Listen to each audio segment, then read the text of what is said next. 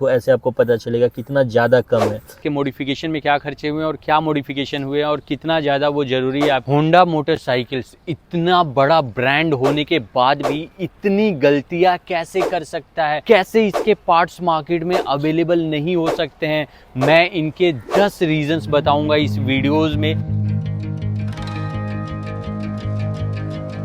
इस वीडियो में मैं होंडा सिविक 200X ये मेरी बाइक की रिव्यू करने वाला हूँ। साथ ही होंडा की सुपर बाइक्स में प्रॉब्लम क्या है, ये कंपनी के द्वारा क्या प्रॉब्लम्स लोग फेस कर रहे हैं, क्यों आपको नहीं लेनी चाहिए ये भी बताऊंगा। नमस्कार, प्रणाम, जय श्याम, स्वागत है आपका एक और वीडियो में। लेकिन साथ ही एक बात मैं क्लियर आपको करते चलूं, रिव्यूज एंड ऑल सब कुछ धरे के धरे रह जाते हैं। एंड ऑफ द डे आपको सुनना होता है अपने दिल की। ये गाड़ी में हालांकि बहुत प्रॉब्लम्स ऑफकोर्स मैं आपको गिनाने वाला हूँ, बट स्टिल मुझे रिग्रेट नहीं है इस गाड़ी को लेने के लिए। I hope you got the point, right. चलिए अब लगभग 10 पॉइंट्स को हम कवर करते हैं इस होंडा सिविक 200X में क्या प्रॉब्लम्स है और साथ ही होंडा की सुपर बाइक्स लेने के बाद क्या प्रॉब्लम्स फेस करने पड़ सकते हैं। वैसे तो लाइन से बहुत सारी इस गाड़ी में प्रॉब्लम है, लेकिन कुछ मैं आपको गिनवाऊंगा। सबसे पहला इस गाड़ी के ऊपर बैठने के बाद आता है वो है इसकी हाइट। मुझे पर्सनली इसकी हाइट थोड़ी छोटी लगती है। अपनी इंडियन माइंडसेट है ना, सेल्फ स्टार्ट से तो हम स्टार्ट कर ले रहे हैं, लेकिन कभी बैटरी डाउन हो गई, कभी बैटरी में कोई समस्या आ गई और हम सेल्फ स्टार्ट से स्टार्ट नहीं कर रहे हैं, तो किक मारने का इसमें विकल्प कोई आपको मिलता ही नहीं है। और गाड़ी के हाइट कम होने के साथ साथ फिर जब आप बैठते हैं तो ये और नीचे चली जाती है, जिसके वजह से इसका साइलेंसर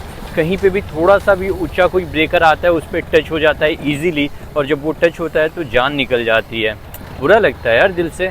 और साथ ही मैं आपको बताते चलूँ कि इस प्रकार के वीडियोस मैं नहीं बनाता रिव्यूज़ वाले, मैं ट्रैवल ब्लॉग्स मोस्टली बनाता हूँ, लेकिन बीच बीच में ऐसे वीडियोस भी एक आध गैजेट्स वगैरह रिलेटेड मेरे आते रहते हैं। आई पर्सनली फील की कनेक्शन फील होती रहती है। अगर मैं कोई बाइक चला रहा हूँ, ब्लॉग कर रहा हूँ, तो वो बाइक क्या है, कैसी है, वो भी मेरे ऑडियंस को पता होना चाहिए। अगर शॉर्ट में मैं आपको बताऊं कि होंडा की बड़ी बाइक्स क्यों नहीं लेनी है, तो उसका एक ही रीज़न है। होंडा हालांकि बहुत नोन और बड़ी कंपनी है, इसके बावजूद इसके बड़े बाइक्स की पार्ट्स अवेलेबल नहीं हैं। और इससे रिलेटेड मैं अपना पर्सनल एक्सपीरियंस आपको शेयर करूंगा, जो सुन के आप दंग रह जाएंगे। आपको लगेगा ऐसा कैसे कर सकती है होंडा। हालांकि ये बहुत ही रिलायबल और ट्रस्टेबल कंपनी है बावजूद इसके जो भी मॉडिफिकेशन वगैरह आपको दिख रहे हैं, ये top box, top rack, saddle stay, crash guard and everything, इन सब के बारे में भी आपको मैं डिटेल में बताने वाला हूँ इस वीडियो में।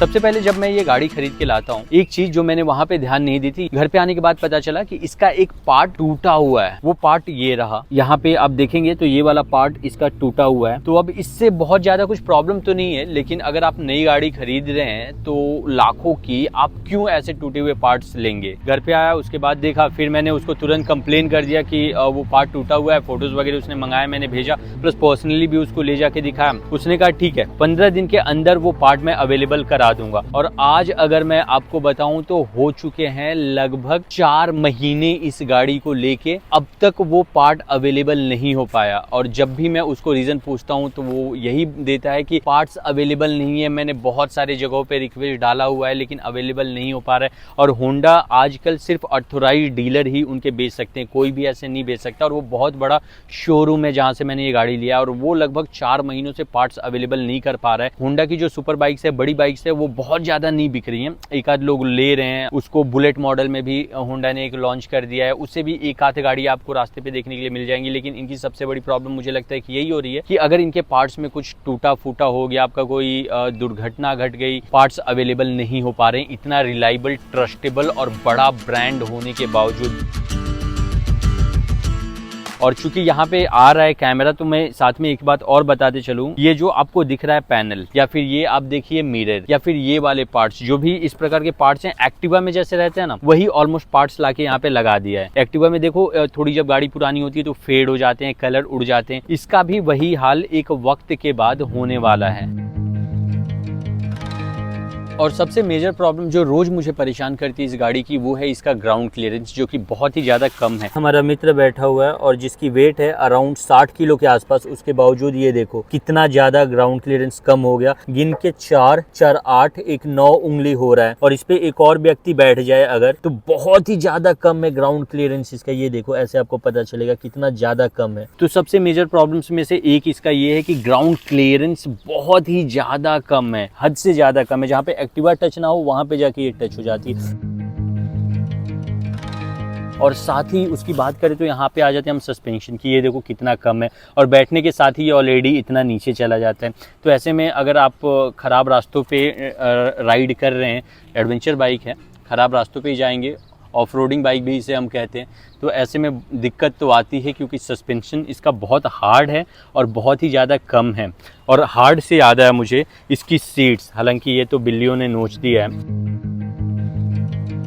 सीट्स जो ओरिजिनल वाली आ रही है गाड़ी की बहुत ही ज़्यादा हार्ड है, इस पे बैठ के चलाना मतलब वन ऑफ द टास्क हो जाएगा आपको। गर्मी में आप 10 किलोमीटर बैठ के राइड नहीं कर सकते इस पे। और अगर आप सोचेंगे कि इस पे एक नई सीट मैं डाल देता हूँ, मैंने एक बार ट्राई किया था कुछ फोम वगैरह ऐड करके इसे नर्म करने की, लेकिन हीट बहुत ज़्यादा हो गया। फोम डलवा के तो मैंने देख लिया, अगर आपकी कोई भी गाड़ी है और उसका सीट हार्ड है तो वो फोम आप डलवाना अवॉइड करें, उसके जगह पे जेल सीट वगैरह जैसी चीज़ों का प्रयोग कर सकते हैं। हालांकि वो अब तक मैंने किया नहीं है, लेकिन वो बहुत कॉस्टली आता है। अगर आगे पीछे की बात करें तो वो जेल सीट आ जाएगा 3000 रुपये की, और सिर्फ एक लेने जाए तो 1500 क्या है।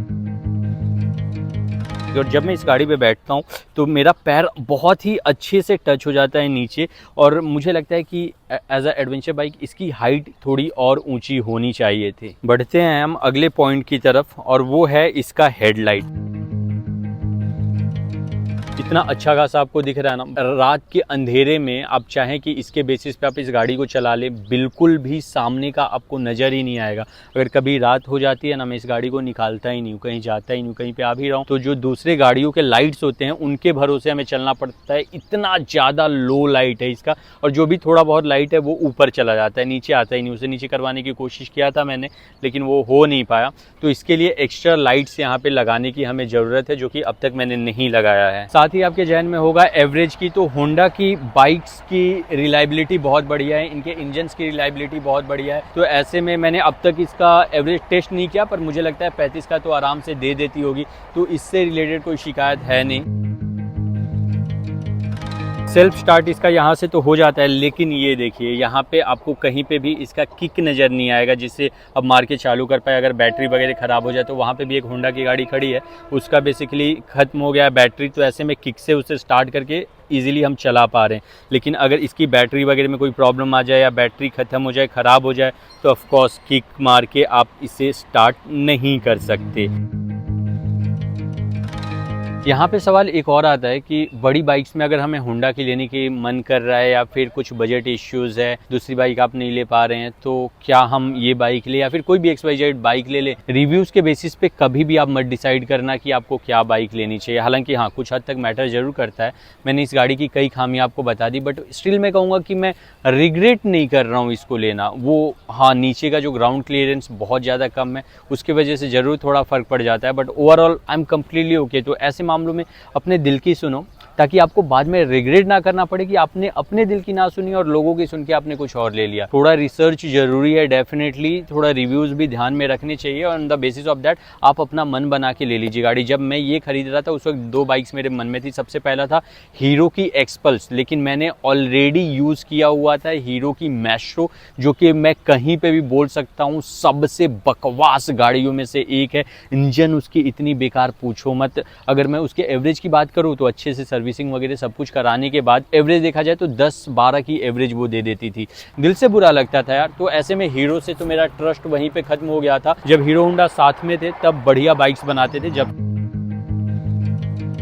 चलिए तो लगे हाथ में आपको बता देता हूँ कि इसके मॉडिफिकेशन में क्या खर्चे हुए हैं और क्या मॉडिफिकेशन हुए हैं और कितना ज़्यादा वो ज़रूरी है आपके लिए करवा पाना। सबसे पहले हम स्टार्ट करेंगे इस टॉप बॉक्स से। चाबी किधर है गाड़ी का? ये 32 लीटर का ASG का टॉप बॉक्स है, सबसे सस्ता वाला ये है। ऑलमोस्ट ये 3500 रुपये 3200 रुपये का आपको मार्केट में आ जाएगा। अच्छा खासा स्पेस हो जाता है और मुझे लगता है इससे बड़े टॉप बॉक्स की आपको ज़रूरत नहीं है अगर आपकी गाड़ी 200-300 सीसी तक की है, क्योंकि इसका भी वेट आता है और जब इसमें आप सामान रखेंगे तो उसका भी वेट आएगा, तो गाड़ी और ज़्यादा नीचे जाएगी। और जैसा कि मैं ग्राउंड क्लियरेंस की बात कर रहा था आपसे, आप उससे रिलेट कर सकते हो कि ये चलाते वक्त बहुत ज़्यादा आवाज़ आता है और बहुत ही ज़्यादा हिलता है ये यहाँ। तो इसमें ये टॉप रैक के ऊपर आता है, तो ये जो टॉप रैक लगा हुआ है ये भी लगाने का एक अलग ही जुगाड़ होता है इसका, जो कि मैकेनिक लोग ऑफकोर्स लगा देते हैं। ये है लगभग 3200 रुपये का टॉप रैक सिर्फ। यहाँ पे है ये सैडल स्टे। अगर आपको साइड में कोई सैडल बैग वगैरह लगाना है, जो साइड में बैग लगाते हैं उसे सैडल बैग बोलते हैं, तो सैडल बैग पैनियर या कुछ लगाना है तो उसके लिए ये वाला इंपॉर्टेंट हो जाता है पार्ट। ये ये लगभग आपको मार्केट में 2800 रुपये के आसपास का आ जाएगा। और साथ ही मैं एक बात बताते चलूँ आपको कि होंडा CB200X के इस प्रकार के पार्ट्स मार्केट में अवेलेबल ज़्यादा है नहीं, बहुत ही कम है। और अब हम आगे चलते हैं थोड़ा। यहाँ पे आ जाता है ये इसका क्रैश गार्ड, जो कि ऑफकोर्स इस गाड़ी में बहुत अच्छे से फिट नहीं हुआ है। अगर मैं कैमरे को पास लेके आऊँगा, ये टच है ऑलमोस्ट इस साइड पे, अगर और वही मैं राइट साइड का आपको दिखाऊंगा, वो यहाँ पे टच नहीं है और ये यहाँ पे टच है, जिसकी वजह से इसके ऊपर भी असर आता है क्योंकि ये अच्छे से बनाया नहीं गया। ये है प्राइमो कस्टम के द्वारा मैंने ऑनलाइन मंगाया हुआ था। मैं आपको बिल्कुल रिकमेंड नहीं करूँगा, भले आपके 1000 रुपये ज़्यादा लग जा रहे हैं, 2000 रुपये ज़्यादा लग जा रहे हैं, लेकिन ऑफलाइन किसी शॉप से जाके सामने सामने देख के लगवाइए। और ये सब टच वच हो तो उस पर बिल्कुल भी ध्यान मत दीजिए। इन्होंने जो ऑर्डर मुझे भेजा था, यहाँ पे देखो, यहाँ पे एक स्लाइडर भी होता है। अगर आप देखेंगे गाड़ियों में तो इन लोगों ने स्लाइडर इसके साथ भेजा नहीं, कोई नट बोल्ट्स नहीं भेजे, बहुत कुछ हुआ था। वापस मैंने रिक्वेस्ट डाला तो वापस दूसरी बार इन्होंने भेजा चीज़ें, लेकिन वो भी परफेक्ट वे में आई नहीं। कर ले क्रैश गार्ड की इस कीमत की तो ये लगभग 4500 के आसपास में मार्केट में आपको इजीली अवेलेबल हो जाएगा। तो ये मॉडिफिकेशंस बेसिक करवाने बहुत ज़्यादा ज़रूरी हो जाते हैं। आप कोई भी बड़ी बाइक लेते हैं तो यही बाइक सिर्फ नहीं, क्योंकि ऑफकोर्स थोड़ा सुरक्षा मिल जाता है और साथ ही गाड़ी की लुक बहुत ज़्यादा इंप्रूव हो जाती है। कैमरा जस्टिस नहीं कर सकता। लेकिन चलिए, तो इसी नोट पे इस वीडियो को शॉर्ट एंड सिंपल इतना ही रखते हैं। अगर आपके कोई क्वेरीज हैं, कोई और क्वेश्चन है जो इन वीडियोज़ में ऑफकोर्स बहुत सारे सवाल कवर नहीं हो पाए हैं, तो आप नीचे कॉमेंट बॉक्स में करिए, मैं उन्हें रिप्लाई करने की डेफिनेटली कोशिश करूँगा। इसी नोट पर इस वीडियो को हम यहीं पर समाप्त करते हैं। वंस अगेन नमस्कार, प्रणाम, जय श्री राम, बहुत बहुत धन्यवाद आपका। If you guys like this video for whatsoever reason, don't forget to hit like button. और क्या बाकी सब बढ़िया है। जय माता दी।